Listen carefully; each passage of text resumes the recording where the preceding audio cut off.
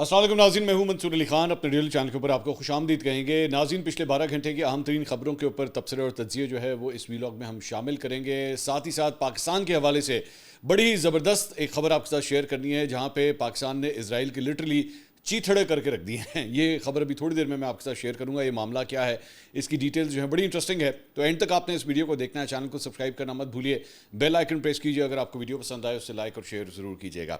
अच्छा जी, मैं इस खबर की तरफ, ये जो बड़ी खबर है मैं इस तरफ आऊँगा, लेकिन सबसे पहले ज़रा मैं नेपाल के हवाले से बात करना चाहूँगा।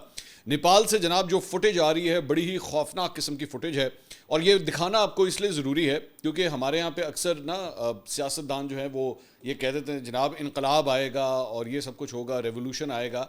लेकिन इनकलाब और रेवोल्यूशंस जब आते हैं मुल्कों के अंदर तो उसके बाद की क्या सूरत हाल होती है उसके बारे में आपको पता होना चाहिए, पूरी स्टोरी पता होनी चाहिए। ठीक है, लोग सियासतदानों से तंग भी आते हैं, निज़ाम से तंग आते हैं, निज़ाम की तब्दीली की बात करते हैं, लेकिन उसके बाद जो कुछ होता है वो भी आप ज़रा साथ साथ स्क्रीन के ऊपर देखें ताकि आपको पता लगे कि उसके बाद के असरात क्या होते हैं। मुल्क के अंदर पूरा एक निज़ाम जो है जब हिलता है तो उसका स्ट्रक्चर किस तरह डिस्ट्रॉय किया जाता है। ये मैं चंद फुटेजेस आपको दिखा रहा हूँ। अब तक की इतलात के मुताबिक जो वहाँ पे लोगों की जो प्रॉपर्टीज़ का नुकसान हुआ है, एक मोहतात अंदाजे के मुताबिक तकरीबन $5 अरब के नुकसानात हो चुके हैं अब तक।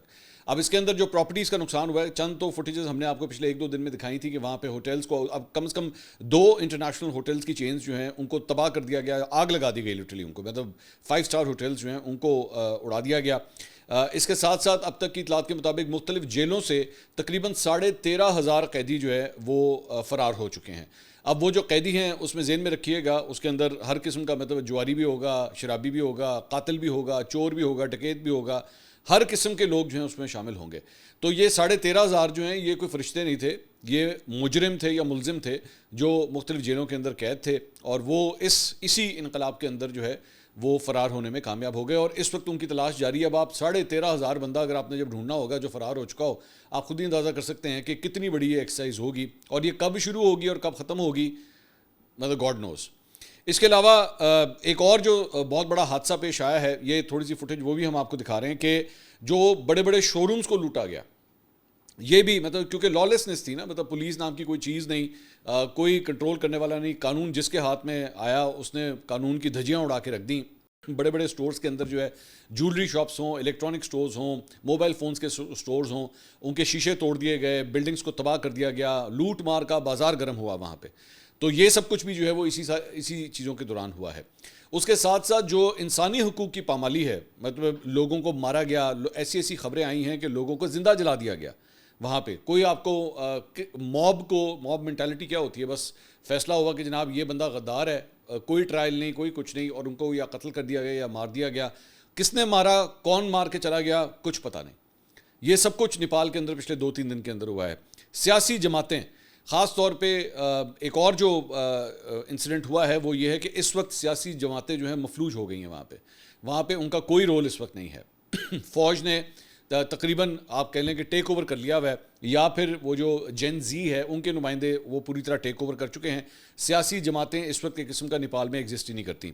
पार्लियामेंट को जलाया गया, कम्युनिस्ट पार्टी जो है उनकी पार्टी के दफ्तर के ऊपर जो है वो हमला किया गया। गाड़ियों के शोरूम्स जो हैं वो बिल्कुल ब्रांड न्यू गाड़ियां जो हैं वहाँ पे उनको जला दिया गया या तोड़ दिया गया। ये सब कुछ नेपाल के अंदर पिछले 2-3 दिन के अंदर हुआ है।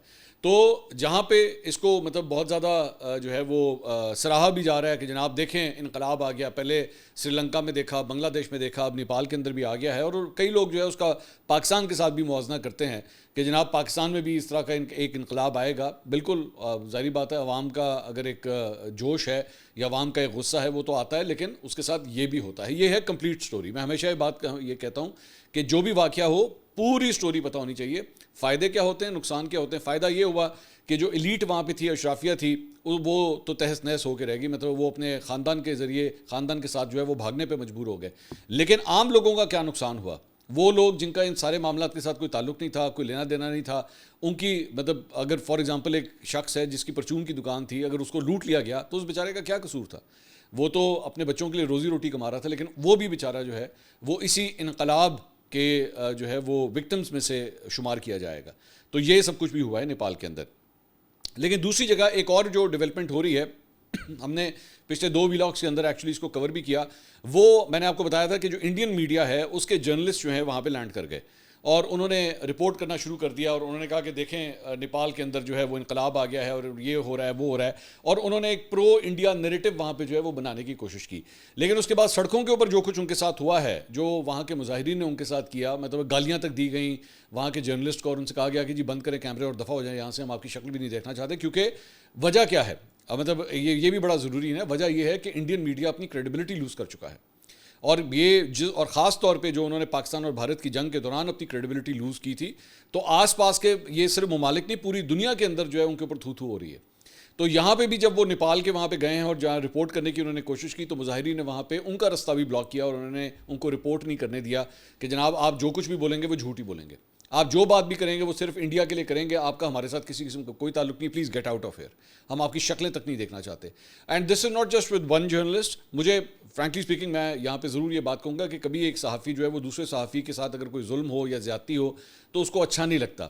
اور ظاہری بات ہے انڈین بھی وہ جو جرنلسٹ ہیں وہ بھی جرنلسٹ ہی ہیں نا, وہ اپنا کام کرنے کے لیے گئے ہیں, لیکن گئے ہیں ایک ایجنڈے کے ساتھ. اور جو آپ کی کریڈیبلٹی لوز ہوئی پچھلے چند مہینوں کے اندر, خاص طور پہ اس وار کے ذریعے, اس کے بعد آپ پورے خطے کے اندر بدنام ہو چکے ہیں.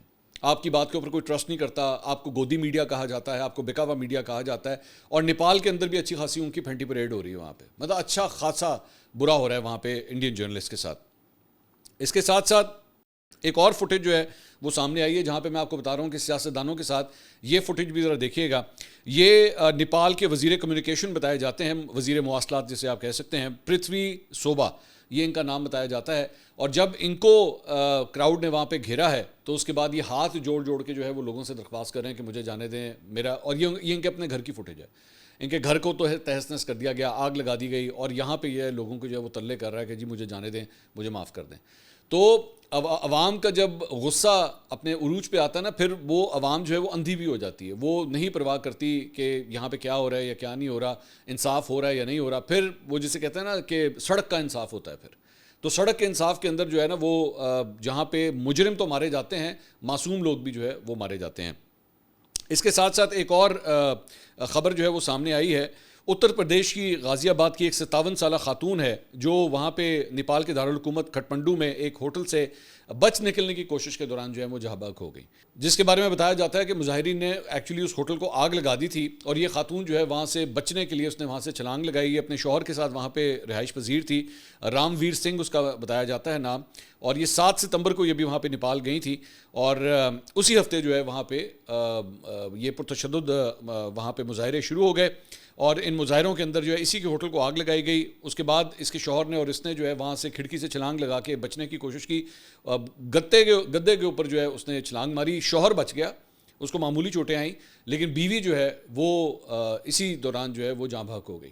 تو یہ بھی ایک انسیڈنٹ جو ہے وہ وہاں پہ رپورٹ ہوا ہے. دوسری بات یہ, ایک اور جو میں مختلف تجزیہ کاروں کی میں وہاں پہ پڑھ رہا تھا, ان کے جو کامنٹس پڑھ رہا تھا, ایک اور انسیڈنٹ اس سارے معاملے کے اندر یہ ہے کہ ٹورزم انڈسٹری جو ہے وہ بہت بری طرح ہٹ ہو گئی. اب مطلب ظاہری بات ہے کوئی بھی ٹورسٹ جو ہے وہ کسی ایسی جگہ پہ جہاں پہ میں آپ کو بتا رہا ہوں کہ ٹورسٹ کے ساتھ یہ سب کچھ ہو رہا ہے, تو کون وہاں پہ اب جانا چاہے گا اس ساری صورتحال کے اندر؟ جب اتنی لالسنس ہے اور یہ سب کچھ ہے تو کوئی بھی نیپال جانا نہیں چاہے گا, اور وہ ان کی سب سے بڑی انڈسٹری ہے جو بہت ریونیو ان کے لیے جنریٹ کرتی ہے, لیکن اب وہ بہت بری طرح ہٹ ہو گئی. کون اس وقت نیپال یا کھٹمنڈو جو ہے جا کے وزٹ کرنا چاہے گا؟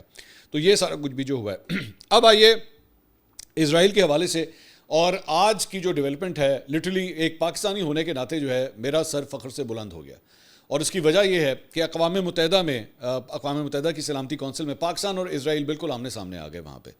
اب ویسے تو مطلب ابھی 2 دن پہلے جو ہے بنجمن نیتنیاہو نے پاکستان کا ذکر بھی کیا تھا, اور وہ تعویل کیا دے رہے ہیں قطر کے اوپر حملہ کرنے کی کہ جناب پاکستان کے اندر بھی اسامہ بن لادن کے خلاف جو ہے وہ آپریشن ہوا تھا, اور امریکہ نے جو ہے وہاں پہ ایک یہ آپریشن کیا تھا, انٹیلیجنس بیسڈ آپریشن کیا تھا, اور ان کو جو دہشت گرد جو وہ چاہیے تھا اس کو انہوں نے آپریشن کیا اور اس کو مار گرایا.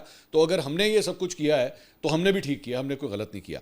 لیکن یہ آرگومنٹ اتنا فلاڈ ہے, وہ میں اس کے بارے میں بھی تھوڑی دیر میں بات کرتا ہوں. لیکن جو سلامتی کونسل میں آج جو کچھ ہوا ہے میں ذرا اس کی ڈیٹیلز آپ کے ساتھ شیئر کرنا چاہوں گا. ہوا یہ ہے کہ وہاں پہ مشرق وسطیٰ کی صورتحال کے اوپر ہی جو ہے وہ یہ اجلاس بلایا گیا تھا, اور یہ اجلاس جو ہے الجزائر, پاکستان اور صومالیہ کی درخواست کے اوپر طلب کیا گیا تھا, جسے فرانس اور برطانیہ نے بھی سپورٹ کیا تھا کہ ہاں ہمیں اس کے اوپر جو ہے وہ ڈسکشن کرنی چاہیے. تو پاکستان کے مستقل مندوب برائے اقوام متحدہ عاصم افتخار صاحب وہاں پہ انہوں نے جو ہے وہ پاکستان کو ریپرزینٹ کرتے ہوئے وہاں پہ خطاب کیا اور انہوں نے اسرائیلی حملے کی سخت مذمت کی اور اسے قطر کی خود مختاری کی خلاف ورزی اور ڈھٹائی پر مبنی غیر قانونی کارروائی انہوں نے قرار دیا۔ عاصم افتخار نے مزید کہا کہ اسرائیلی حملوں نے ایک رہائشی علاقے کو نشانہ بنایا جس سے شہریوں کی زندگیاں جان بوجھ کر خطرے میں ڈالی گئیں، لہٰذا یہ بین الاقوامی انسانی قوانین کی سنگین خلاف ورزی ہے۔ انہوں نے اس حملے کو سفارتکاری کے لیے براہ راست چیلنج قرار دیا کیونکہ یہ اس وقت کیا گیا جب غزہ کے حوالے سے حساس مذاکرات ممکنہ کامیابی کی طرف بڑھ رہے تھے۔ انہوں نے اسرائیلی حملے کو اقوام متحدہ کے چارٹر بالخصوص آرٹیکل 4(2) کی خلاف ورزی بھی قرار دیا جو کسی ریاست کے علاقائی سالمیت یا سیاسی آزادی کے خلاف طاقت کے استعمال یا اس کی دھمکی کو ممنوع قرار دیتا ہے۔ انہوں نے خبردار کیا کہ یہ حملہ اسرائیل کی اس پالیسی کا حصہ ہے جو غزہ، شام، لبنان، ایران اور یمن میں سرحد پار کارروائیوں کی ایک طویل تاریخ رکھتی ہے۔ انہوں نے کہا کہ یہ بین الاقوامی قانون کی منظم خلاف ورزی اور خطے کو عدم استحکام کا شکار کرنے کی اسرائیل کی کھلی پالیسی کی ایک اور مثال ہے۔ اور یہ میں دوبارہ آپ کو بتاؤں کہ یہ سب کچھ جو ہے اسرائیل کے جو وہاں ریپرزینٹیٹیو بیٹھے ہوئے تھے ان کے منہ کے اوپر یہ سارا کچھ بولا جا رہا تھا۔ He was listening to all this, یہ پاکستان نے جو وہاں پہ اپنی پوزیشن لی ہے۔ دوسری طرف اسرائیل کے سفیر نے ابتدا میں اپنے خطاب میں پاکستان میں وہی جو بنجامن نیتنیاہو نے پوائنٹ اٹھایا تھا، اس نے بھی وہی حرکت کی کہ جی اسامہ بن لادن کی ہلاکت کی اس نے مثال دی تاکہ دوحہ پر حملے کا جواز جو ہے وہ پیش کیا جا سکے۔ اس نے کہا کہ جب بن لادن کو پاکستان میں ختم کیا گیا تو سوال یہ نہیں تھا کہ غیر ملکی سرزمین پر دہشت گرد کو کیوں نشانہ بنایا گیا، سوال یہ تھا کہ ایک دہشت گرد کو پناہ کیوں دی گئی۔ یہی سوال آج بھی اٹھتا ہے۔ بن لادن کے لیے کوئی استثناء نہیں تھا اور حماس کے لیے بھی نہیں ہے۔ تو وہ بیسکلی حماس کے اگینسٹ جو کارروائی ہوئی تھی اس کی یہ تعویل دے رہے تھے کہ جناب ہم نے بھی بالکل وہی کام کیا۔ اس کے اوپر پاکستان نے فوری طور پر جواب دینے کا اپنا حق استعمال کیا۔ یہ جب انہوں نے اپنا یہ آرگومنٹ دیا تو عاصم افتخار احمد نے اس موازنے کو ناقابل قبول اور بیہودہ قرار دیتے ہوئے الزام لگایا کہ یہ اسرائیل اپنی غیر قانونی کارروائیوں اور بین الاقوامی قانون کے خلاف ورزیوں سے توجہ ہٹانے کی کوشش کر رہا ہے۔ انہوں نے کہا کہ یہ یعنی کہ اسرائیل اقوام متحدہ کے چارٹر اور بین الاقوامی قانون کا مسلسل خلاف ورزی کرنے والا ایک قابض ہے جو عالمی برادری، انسانی حقوق کی تنظیموں اور حتیٰ کہ خود اقوام متحدہ کو بھی دھمکاتا ہے، اور یہ سب کچھ استثناء کے ساتھ کرتا ہے۔ حملہ آور ہونے کے باوجود یہ خود کو مظلوم ظاہر کرتا ہے، مگر آج یہ مکمل طور پر بے نقاب ہو چکا ہے۔ انہوں نے پاکستان کے دہشت گردی کے خلاف کردار پر بھی زور دیتے ہوئے کہا کہ بین الاقوامی برادری بخوبی جانتی ہے کہ دہشت گردی کے خلاف جنگ میں پاکستان نے بے پناہ قربانیاں دی ہیں۔ القاعدہ بڑی حد تک پاکستان کی انسدادی دہشت گردی کی کوششوں کے باعث ختم ہوئی اور ہم اس اجتماعی جد و جہد کے لیے پرعزم ہیں۔ اب یہ جو آرگومنٹ دیا جاتا ہے نا او بی ایل کے آپریشن کے حوالے سے، یہ اتنا فلاڈ ہے، and I will tell you why. اس کی ریزن یہ ہے کہ پاکستان جو ہے وہ تو خود ایکچولی اس کا شکار رہا ہے۔ پاکستان نے ایکچولی فرنٹ لائن کے اوپر ان دہشت گردوں کا مقابلہ کیا۔ وہاں پہ پاکستان نے کبھی بھی اسے پناہ نہیں دی تھی۔ پاکستان نے ایکچولی وہ جو ایونٹ ہوا یا اس سے پہلے جو ایونٹ ہوئے، مطلب او بی ایل جو ہے وہ ایکچولی پاکستان کی اسٹیٹ کو خود ہٹ کرتا تھا، ان کے اگینسٹ کاروائیاں کرتا تھا۔ یہاں پہ کیس ڈفرینٹ ہے۔ یہاں پہ کیس یہ ہے کہ قطر کے اندر جو ہے وہ بیسکلی مذاکرات کے لیے ان لوگوں کو یہاں پہ بلایا گیا تھا، اور اس سے زیادہ گھٹیا حرکت کیا ہو سکتی ہے کہ آپ ایک پارٹی کے ساتھ جو ہے ان کے ساتھ مذاکرات کے لیے انگیج کریں، ان کو کسی جگہ کے اوپر بلائیں اور اس کے بعد انہی کے اوپر حملہ کر دیں۔ یہ سب سے بڑا مسئلہ ہے۔ اور دوسری بات یہ کہ وہاں پہ قطر میں جو کچھ بھی ہو رہا تھا، قطر جو ہے وہ ان لوگوں کو کچھ سپورٹ نہیں کر رہا تھا، بلکہ ایکچولی ایک گراؤنڈ تیار کر رہا تھا کہ معاملہ جو ہے میز کے اوپر بیٹھ کے حل کیا جا سکے۔ لیکن یہ ان کی بزدلی اور بے غیرتی ہے کہ انہوں نے اس کے باوجود یہاں پہ حملہ کر دیا۔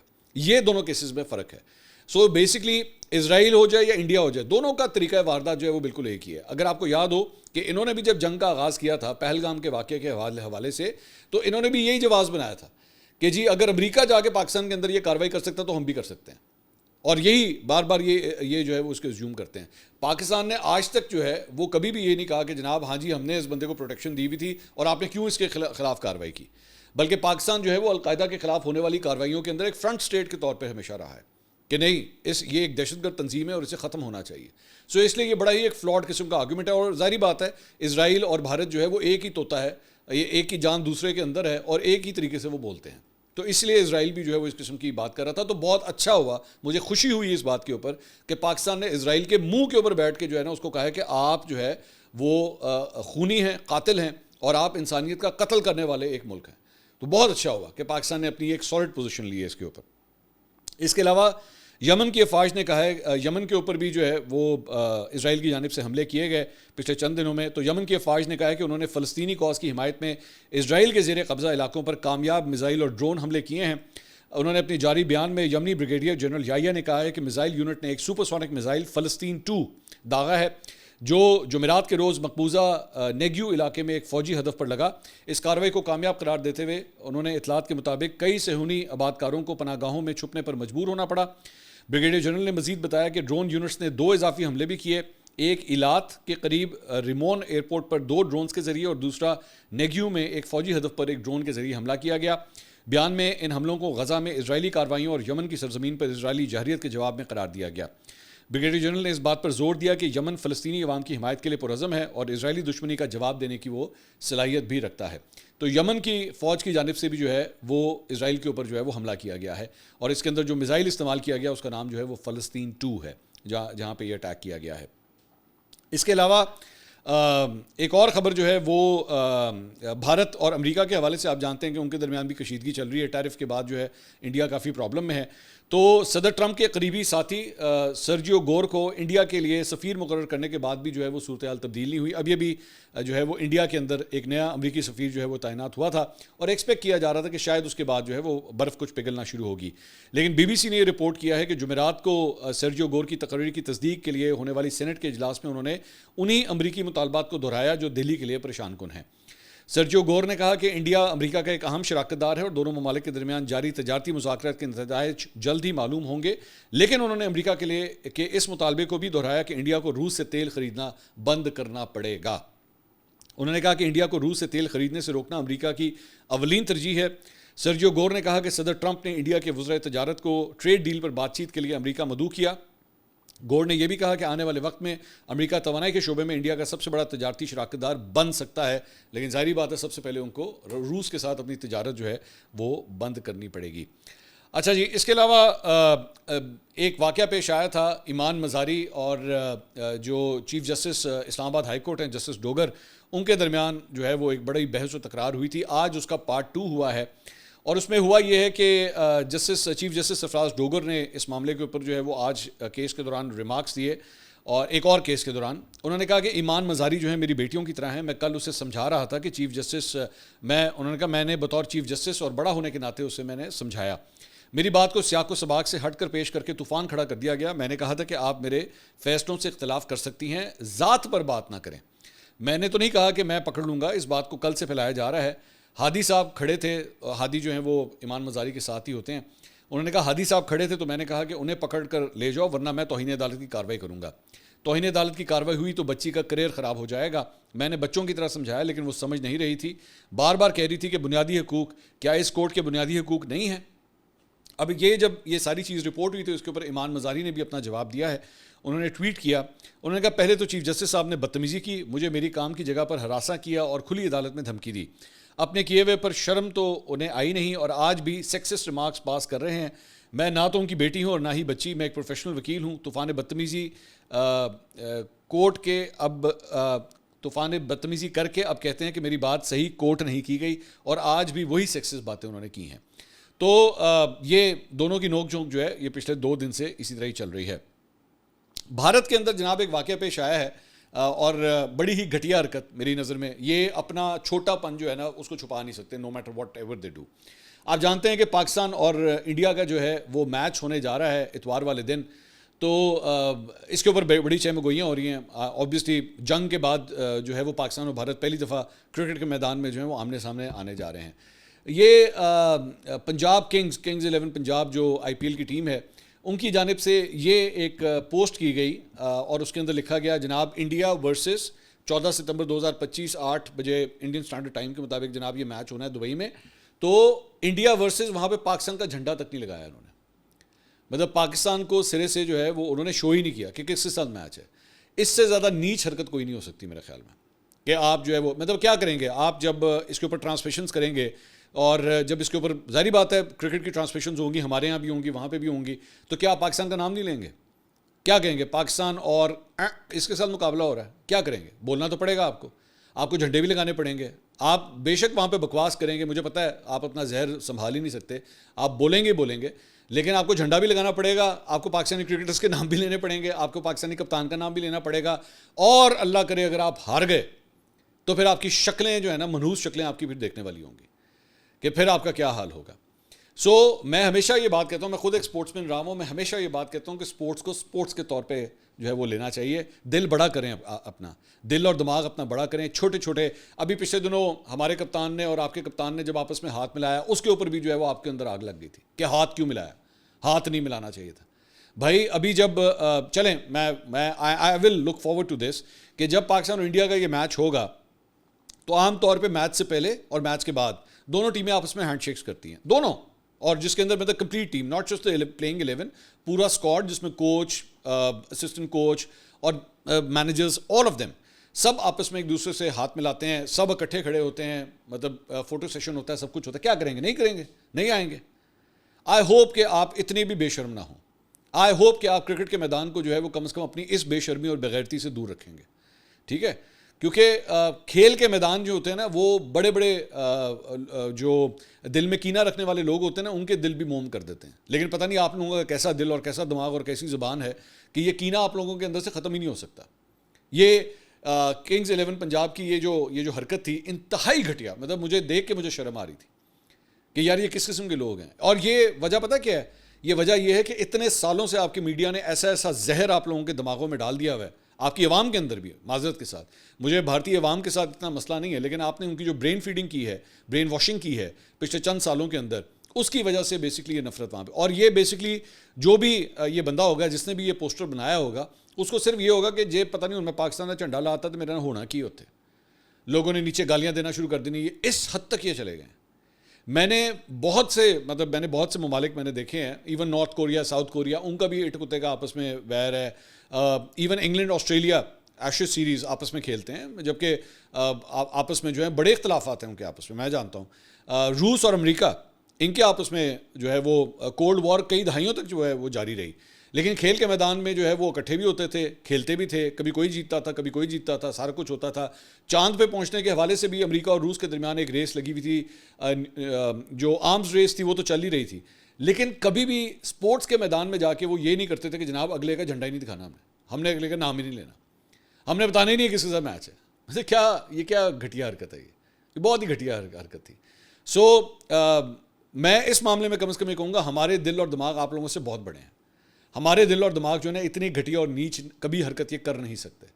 ہمارے ہاں آج بھی, میں یقین کریں, میں ایک پاکستانی ہونے کے ناطے میں آج آپ کے ساتھ بات شیئر کروں گا کہ آپ کے کرکٹرز, وہ جو بڑے بڑے نام ہیں, سچن ٹنڈولکر ہو گئے, وراٹ کوہلی ہو گئے, بمراہ ہو گئے, مطلب ہربھجن سنگھ ہو گئے, یہ آپ کے بڑے, کپل دیو ہو گئے, روی شاستری ہو گئے, بڑے بڑے نام ہیں آپ کی ٹیمز کے.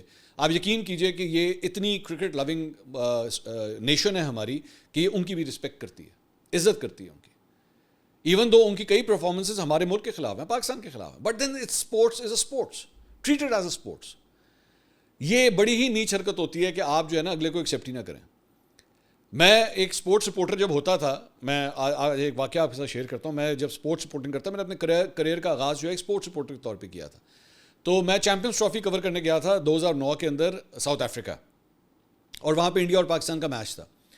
تو اس وقت مجھے یاد ہے کہ شاید ہم لوگ پریس جو پاکستان سے جو جرنلسٹ گئے ہوئے تھے, میرے خیال میں ہم لوگ 3 یا 4 جرنلسٹ تھے صرف. اب انڈیا بڑا ملک ہے, وہاں سے کم از کم 35 سے 40 جرنلسٹ آئے ہوئے تھے, اور ہم نے اکٹھے بیٹھ کے میچ دیکھا تھا وہاں پہ. لیکن اس سے پہلے جو نیٹ سیشن ہوتا تھا, جب آپ نیٹ سیشن ہوتا ہے نا, تو اس کے اندر دونوں سائڈس کے جرنلسٹ جو ہیں وہ جا کے دونوں کیمپس کی نیٹ پریکٹس کو کور کر سکتے ہیں. تو میں نے جا کے سچن ٹنڈولکر کو, جتنا اس وقت یہ فاصلہ میرے اور کیمرے کے درمیان ہے نا, اتنے فاصلے سے بیٹھ کے میں نے سچن ٹنڈولکر کو نیٹ کرتے ہوئے میں نے دیکھا, اور ان کے دیگر بھی جو پلیئرس تھے, میں نے ان کو, سہواگ کو بھی میں نے دیکھا, ان سارے پلیئرس کو میں نے وہاں پہ کھیلتے ہوئے دیکھا. It was a treat to watch, the wonderful cricketers. ٹھیک ہے, ان کے اپنے ذہنی جو بھی ہو اپنے ملک کے حوالے سے, لیکن it was a treat to watch. تو اللہ کا لاکھ لاکھ شکر ہے کہ 2009 کے اندر جب وہ میچ ہوا تھا تو پاکستان وہ میچ جیت گیا تھا, بھارت کو ہم نے ہرا دیا تھا. اللہ کرے کہ اتوار والے دن بھی یہ سب کچھ ہو, لیکن اپنے آپ کو لفٹ یور سیلف اپ. بطور ایک قوم آپ بہت نیچے گر چکے ہیں. معذرت کے ساتھ, I don't have any thing against you. میں یہ بھی سمجھتا ہوں کہ آپ کے اندر جو زہر کوٹا گیا ہے نا, یہ بیسکلی آپ کی میڈیا نے, یہ زہر آپ کی میڈیا نے اور آپ کے پولیٹیشنس نے آپ کے اندر کئی سال لگا کے یہ انجیکشن جو ہے آپ کو دیا گیا. اب پتہ نہیں یہ زہر کب ختم ہوگا. فی الحال تو میں ہر گزرتے سال کے ساتھ اس کو بڑھتا ہوئے دیکھتا ہوں. اگلی ویڈیو میں آپ سے دوبارہ ملاقات ہوگی. اللہ حافظ.